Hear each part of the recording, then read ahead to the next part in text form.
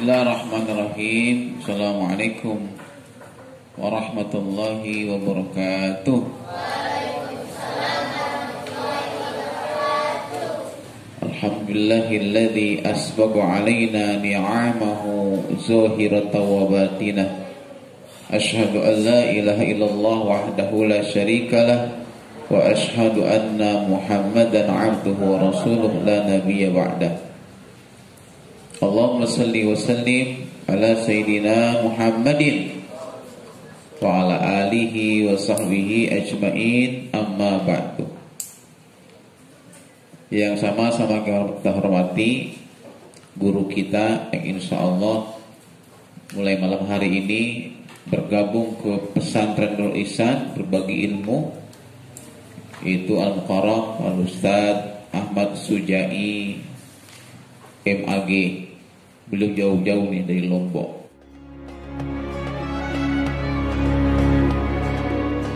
Assalamualaikum warahmatullahi wabarakatuh. Waalaikumsalam warahmatullahi wabarakatuh.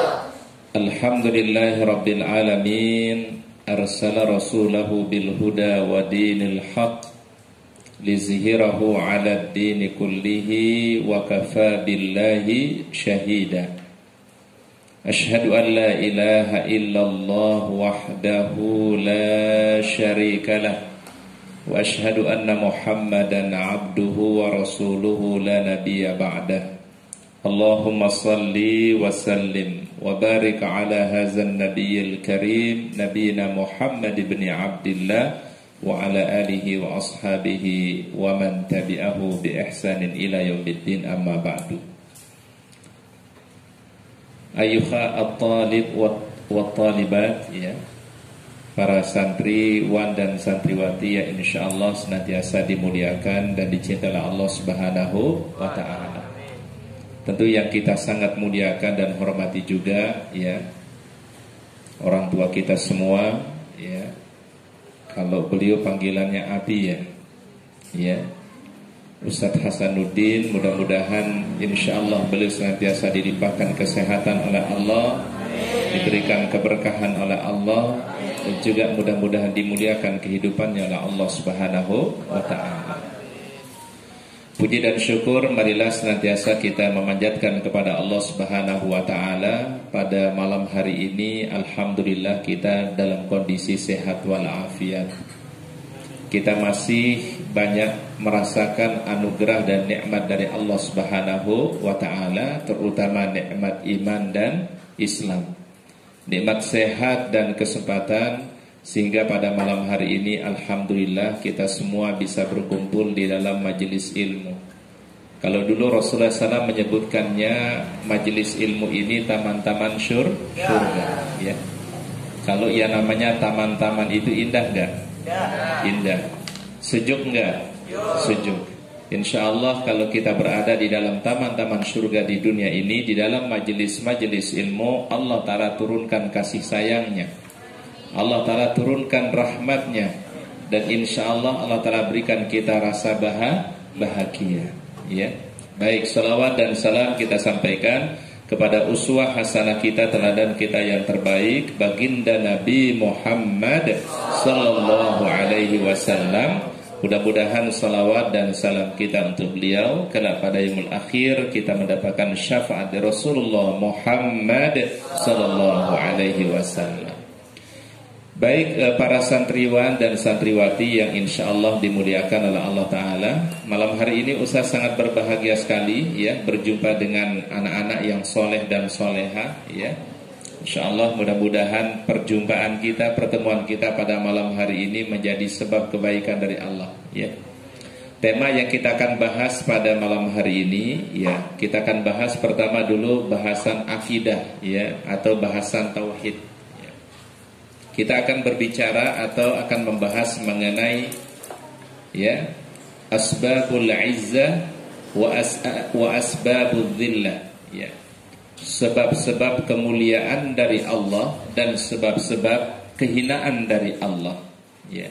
Jadi itu tema yang kita akan bahas apa saja yang bisa menjadikan kita mulia di sisi Allah, dan juga apa saja yang menjadikan seorang itu akan menjadi hina di hadapan Allah Subhanahu wa taala.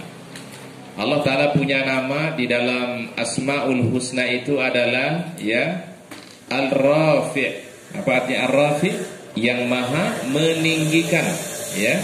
Apa? Ar-Rafi', yang maha meninggikan. Tapi juga Allah taala Al-Khafid. Ya, Al-Khafid apa artinya Al-Khafid? Yang maha merendahkan.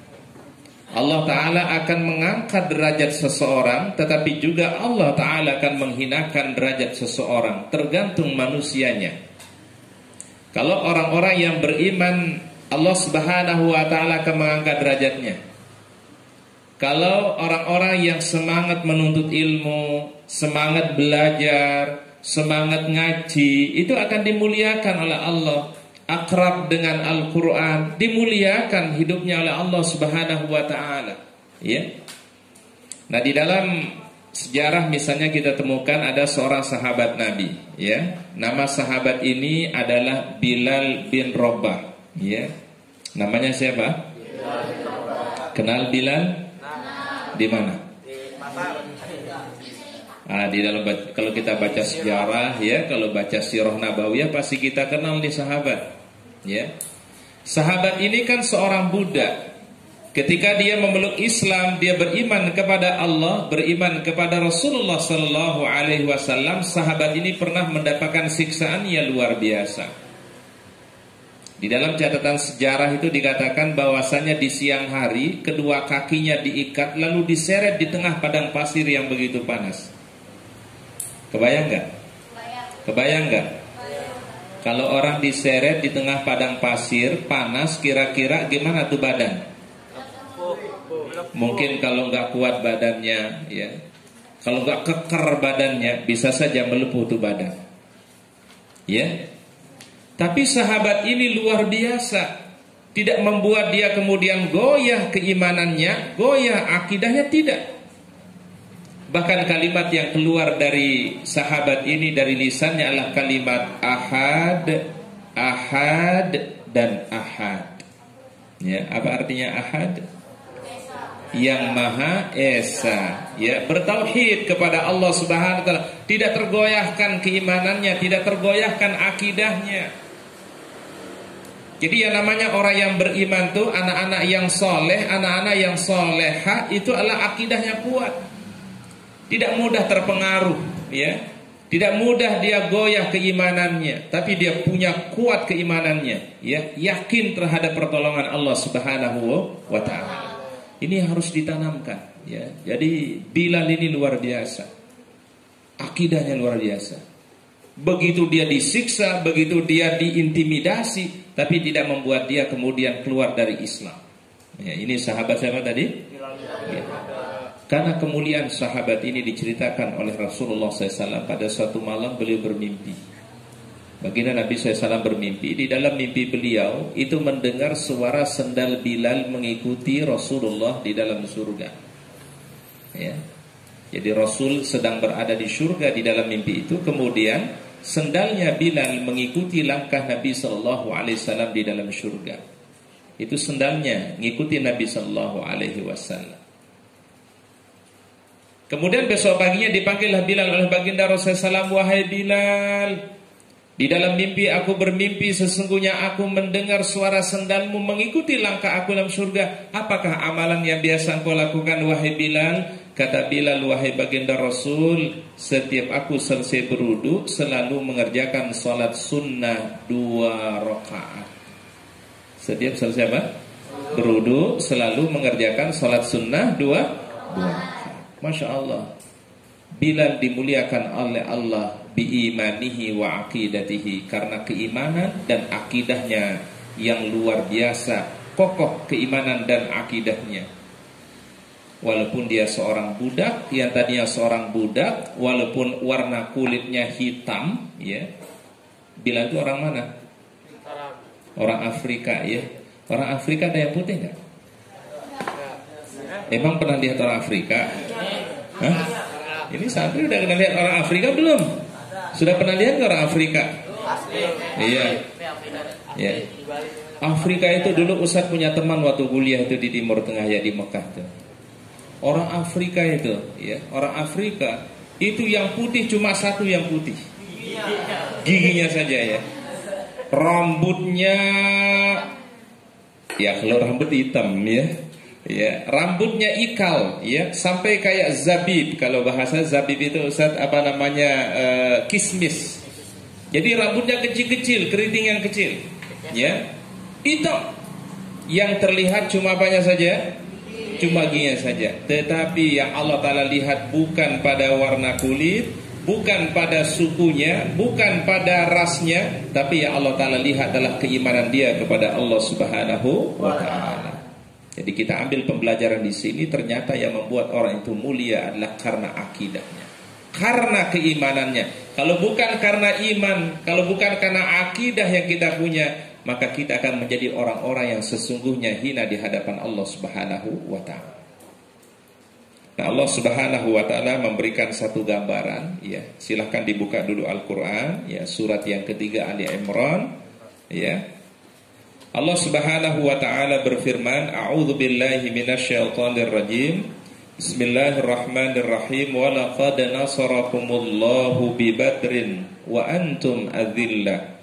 Fattaqullaha la'allakum tashkurun. Walaqad nasarakumullahu, sungguh Allah Ta'ala telah memberikan kemenangan kepada kalian. Allah Ta'ala selalu memberikan kemenangan kepada umat ini. Allah Ta'ala memberikan kemenangan kepada umat Rasulullah SAW dengan syarat intan surullaha yansurkum. Kalau menolong agama Allah, pasti kalian akan ditolong. Jadi kalau para santri santriwati nanti sudah lulus dari sini, jangan lupa terus punya semangat menolong agama Allah, terus semangat berdakwah di jalan Allah Ta'ala, apapun nanti profesinya, ya. Yang mau jadi dokter silakan, ya. Yang mau jadi presiden juga silahkan. Ada yang menjadi presiden di sini? Ada. Angkat tangannya. Ya. Ada yang mau jadi pengusaha, ya. Ada yang mau jadi guru, ya. Ada yang mau jadi nanti DPR mungkin, ya. Apapun profesinya tetap adalah untuk dakwah di jalan Allah Subhanahu wa Ta'ala. Intan surullaha yansurkum. Kalau engkau menolong Allah, agama Allah, pasti Allah Ta'ala akan tolong. Yang penting kalau kalian ini insya Allah punya perhatian untuk agama, punya perhatian untuk dinullah, berkhidmat untuk agama Allah, Allah Ta'ala akan memudahkan urusan kalian nanti. Ya, semua akan dimudahkan. Kalau Allah Ta'ala cinta kepada kita semua, Allah Ta'ala mudahkan. Ya, yang ingin jadi dokter dimudahkan jalannya oleh Allah. Ya, ingin jadi pengusaha dimudahkan jalannya oleh Allah. Yang mungkin mau jadi pejabat nanti dimudahkan jalan. Kalau kita ini sudah niatnya intan surullaha, kalau kita benar-benar menolong agama Allah. Jadi tidak boleh putus semangat dakwahnya. Tidak boleh putus itu semangat untuk berkhidmat agama Allah Ta'ala, ya. Dan alhamdulillah di pesantren kita dibiasakan untuk mandiri. Ini sebenarnya dalam rangka nanti kalian bisa berkhidmat untuk agama Allah. Karena orang yang paling baik itu adalah orang yang paling bermanfaat. Khairun nas anfa'uhum linnas. Jadi manusia yang paling baik itu adalah yang paling banyak memberikan manfaat nanti dalam kehidupannya. Jadi kalian sudah niatkan dari sekarang, ya Allah, kalau saya nanti sudah selesai dari sini, sudah selesai kuliah kami, sudah selesai sekolah kami, mudah-mudahan bisa selalu memberikan manfaat seluas-luasnya. Itu harus tertanam dalam hatinya, ya. Walaqad nasarakumullah, sungguh Allah Ta'ala telah menolong kalian di Badrin, di dalam satu peperangan namanya perang Badar. Ya, ini perang yang paling pertama kali terjadi dalam sejarah Islam. Jumlah pasukan Islam saat itu adalah kurang lebih sekitar 313 menghadapi pasukan 1000 pasukan, berarti 1 banding berapa? 1 banding 3. Tapi Allah Ta'ala berikan kemenangan kepada Rasulullah SAW dan para sahabat. Dan inilah peperangan yang paling pertama yang dilakukan oleh Rasulullah SAW. Wa antum adillah, padahal kondisinya para sahabat saat itulah benar-benar lemah. Ya, jumlah tentaranya sedikit, pasukannya sedikit, logistiknya sedikit, ya, pasukannya sedikit, tetapi Allah Ta'ala kasih apa? Kemenangan. Hebat enggak? Hebat enggak? Jumlah sedikit tapi bisa menang. Ingat, berarti yang Allah Ta'ala lihat itu bukan pada banyak kita, tapi ada kualitas keimanannya, kualitas akidahnya, tauhidnya kuat, itu bisa mengalahkan orang-orang yang tidak beriman kepada Allah. Jadi yang harus ditanamkan dan dikuatkan itu apa? Yaitu akidah dan keimanannya. Fattaqullaha la'allakum tashkurun, dan bertakwalah kepada Allah agar kalian senantiasa bersyukur, ya. Baik, sekarang kita tulis semua, ya, sebab-sebab seseorang dimuliakan oleh Allah, ya. Sebab-sebab kemuliaan. Yang pertama adalah adzillatin 'alal mu'minin, lemah lembut kepada sesama mukmin. Jadi kalau sama teman, ya itu harus baik, lembut, ya, jangan kasar sama teman, ya. Omongannya juga harus lembut, ya. Apalagi yang namanya perempuan itu harus dilembutin, ya, harus dilawan dengan cara baik, ya. Karena nama wanita ingin dimengerti, ya. Betul, ya. Masya Allah, ya. Jadi gitu. Azillatin 'alal mu'minin, kepada orang beriman lemah lembut. Rasulullah SAW tuh kalau bicara itu bicaranya enak, nyenengin gitu, ya.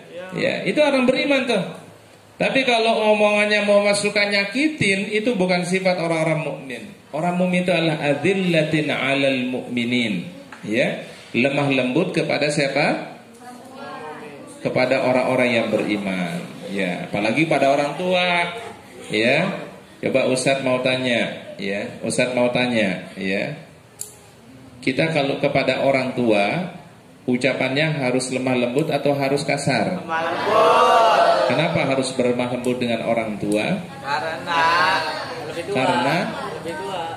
Karena dia lebih tua dari kita, dan dia juga yang melahirkan kita. Termasuk juga, mohon maaf, yang juniornya, mohon tolong hormati juga yang senior. Di pesantren kan ada yang lebih tua dari kita, ya, lebih senior dari kita, yang usianya lebih besar dari kita. Para musyrik tolong dihormati, dimuliakan. Ingat, siapa ingin dimuliakan maka dia harus belajar memuliakan orang lain. Gak mungkin kita akan dimuliakan oleh orang lain kalau kita gak belajar memuliakan orang lain, ya. Paham insyaallah. Ya, ini yang pertama, adzillatin 'alal mu'minin, berlemah lembut kepada orang-orang yang beriman, ya. Baik, yang kedua, sebab daripada kemuliaan itu adalah a'izzatin 'alal kafirin, tegas terhadap orang-orang yang kafir. Ini apalagi sekarang lagi rame, ya, ada karikatur Nabi Shallallahu Alaihi Wasallam yang dilecehkan, ada karikatur yang melecehkan Nabi SAW. Maka kewajiban kita itu adalah harus membela, ya. Ini dilakukan oleh seorang presiden, namanya Makaroni namanya. Tahu namanya? Makaroni. Siapa namanya? Makaroni. Makaron, ya, makaroni. Ya, apa makaroni itu?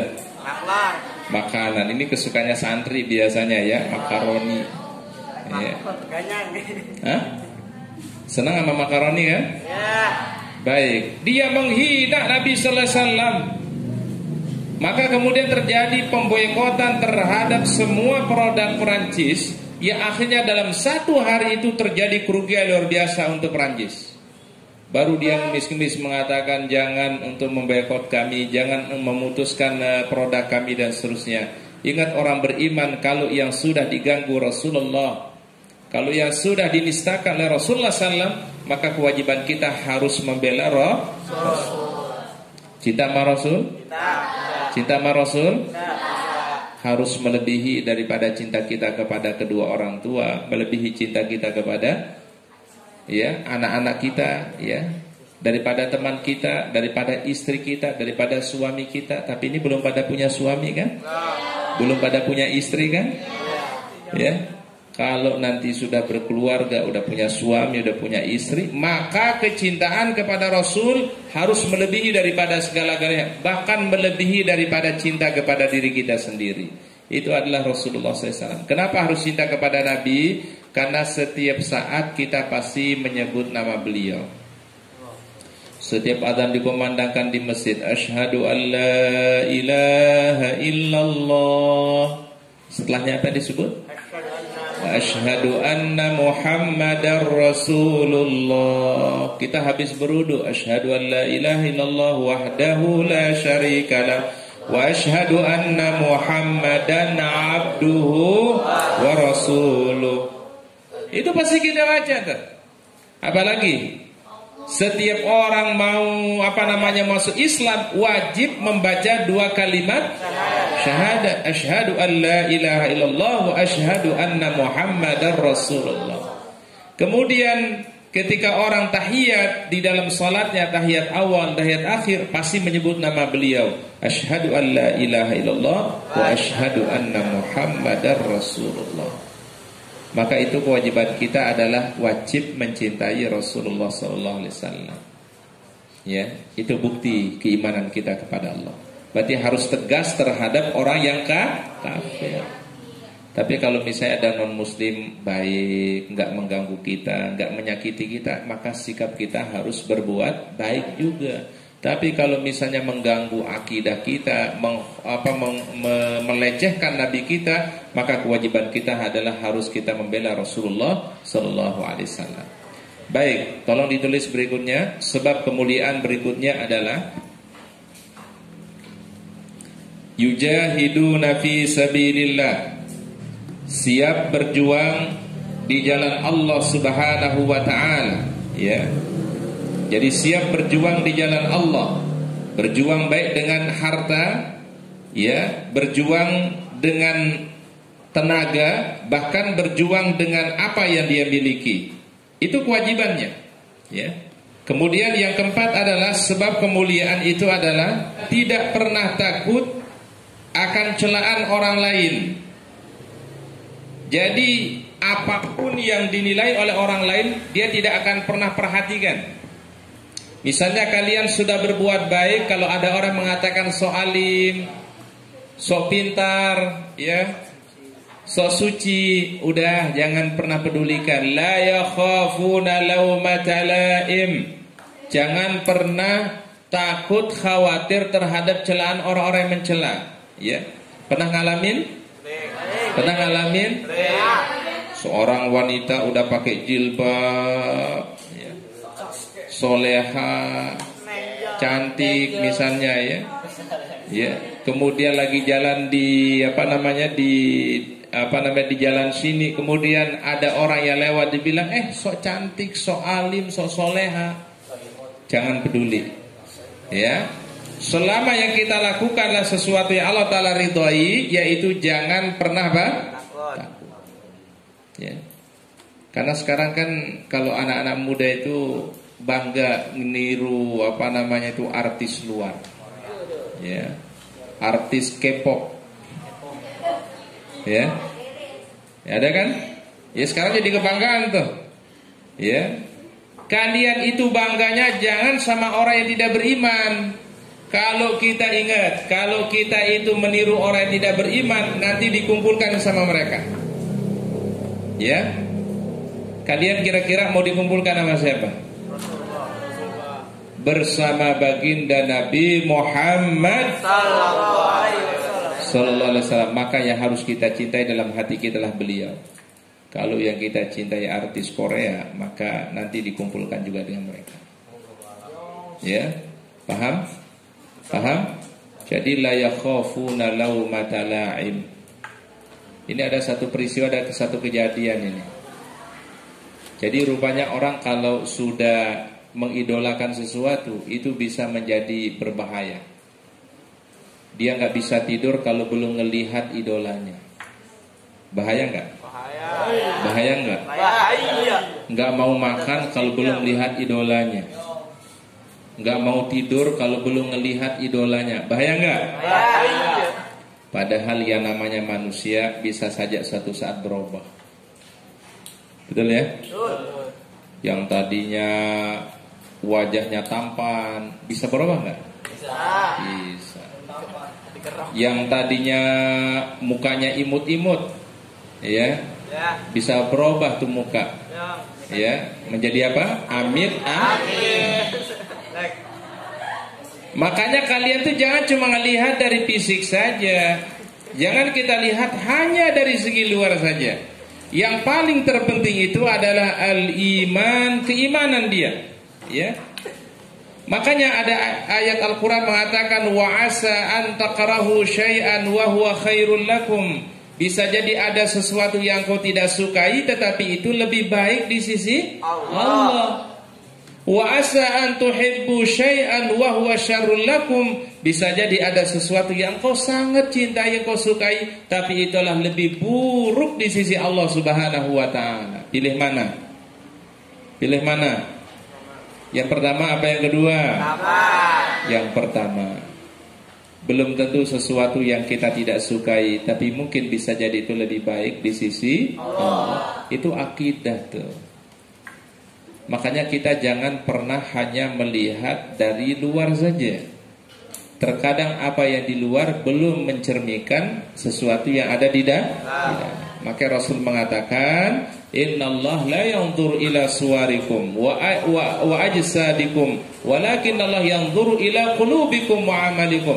Allah Ta'ala enggak lihat pada fisik kita, pada wajah kita, tapi yang dilihat adalah hati dan perbuatan kita. Kalau hatinya baik, orangnya santun, akhlaknya baik, Masya Allah, itu pasti akan dicintai oleh orang lain, ya. Baik, sekarang kita masuk sebab-sebab kehinaan di sisi Allah Subhanahu wa taala. Baik, yang pertama sebab kehinaan itu adalah, pertama adalah bersikap sombong, ya. Orang-orang yang bersikap apa? Sombong atau memiliki sifat sombong. Jadi siapa saja yang sombong, ya, maka pasti akan dia akan dihinakan oleh Allah Subhanahu wa taala, ya. Kalau dia sombong, bukan diangkat derajatnya oleh Allah Ta'ala, akan direndahkan oleh Allah. Kita aja kalau lihat orang sombong seneng gak? Kagak, amit. Ya, tuh ada orang sombong, ya. Baik sombong dengan hartanya, sombong dengan wajahnya, gak ada yang suka, ya.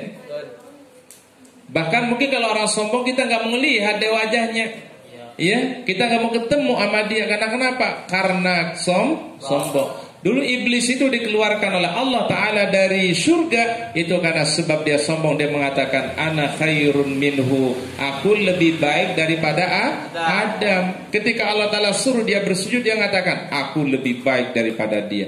Makanya jangan suka bilang aku, ya. Jangan suka bilang apa? Aku lebih pintar, aku lebih bodoh. Aku lebih bodoh. Ini ngaku nih ya. Nggak boleh ya mengatakan dirinya lebih dari orang lain. Aku lebih pintar, aku lebih ganteng, aku lebih cantik. Iya, nggak boleh. Sombong namanya. Aku lebih kaya misalnya, ya. Hatta dia bilang aku lebih soleh juga nggak boleh. Ya, aku paling soleh, ya Allah. Iya. Paling apa? Paling boleh nggak? Baik. Yang kedua, sebab kehinaan yang kedua itu adalah orang-orang yang tidak mau berjuang, tidak mau bersungguh-sungguh, ya, bersungguh-sungguh dalam kebaikan, bersungguh-sungguh belajar, bersungguh-sungguh di dalam beramal soleh, maka dia akan dihinakan oleh Allah Ta'ala kalau dia tidak bersungguh-sungguh. Yang ketiga, sebab dihinakan oleh Allah Ta'ala yang ketiga adalah orang-orang yang senantiasa bermaksiat dan berbuat dosa dan tidak mau bertaubat kepada Allah. Jadi kalau orang selalu berbuat dosa dan tidak mau bertaubat kepada Allah, maka akan dihinakan oleh Allah Ta'ala. Dihinakan, dijauhkan oleh Allah Subhanahu Wa Ta'ala. Bahkan hidupnya akan belangsak, dijauhkan dari rahmat Allah Ta'ala. Kemudian yang keempat itu adalah orang-orang yang munafik. Antara ucapan dengan perbuatannya tidak sama. Lain di mulut, lain di hati. Ada enggak? Ada enggak? Banyak di mana? Di sana, di luar sana insya Allah. Kalau di sini insya Allah mudah-mudahan ya anak-anak yang soleh. Ya, makanya orang yang munafik itu kan cirinya apabila berjanji ia dusta. Kalau dia berkata dia dusta, kalau dia berjanji dia ingkari. Kalau dikasih amanah dia berkhianat. Maka itu ciri munafik. Termasuk juga ciri munafik itu orang yang suka malas sholat, ya. Malas baca Quran, malas zikir. Itu ciri daripada orang-orang yang munafik. Dan mudah-mudahan kita semua insya Allah diangkat derajat kita oleh Allah, dan kita dijauhkan daripada dihinakan oleh Allah Subhanahu wa ta'ala. Baik para santriwan dan santriwati yang dimuliakan dan dicintai oleh Allah Ta'ala, mungkin itu dulu ya kajian kita pada malam hari ini mengenai tema tauhid atau tema akidah. Ya, mudah-mudahan apa yang kita kaji pada malam hari ini Allah Ta'ala memberikan keberkahan, Allah Ta'ala memberikan kita ilmu yang bermanfaat ya. Dan insya Allah mudah-mudahan kita semua menjadi anak yang saleh dan ya. Baik, kita akhiri doa kafaratul majlis. Subhanakallahumma bihamdika asyhadu an la ilaha illa anta astaghfiruka wa atubu ilaik. Assalamualaikum warahmatullahi wabarakatuh.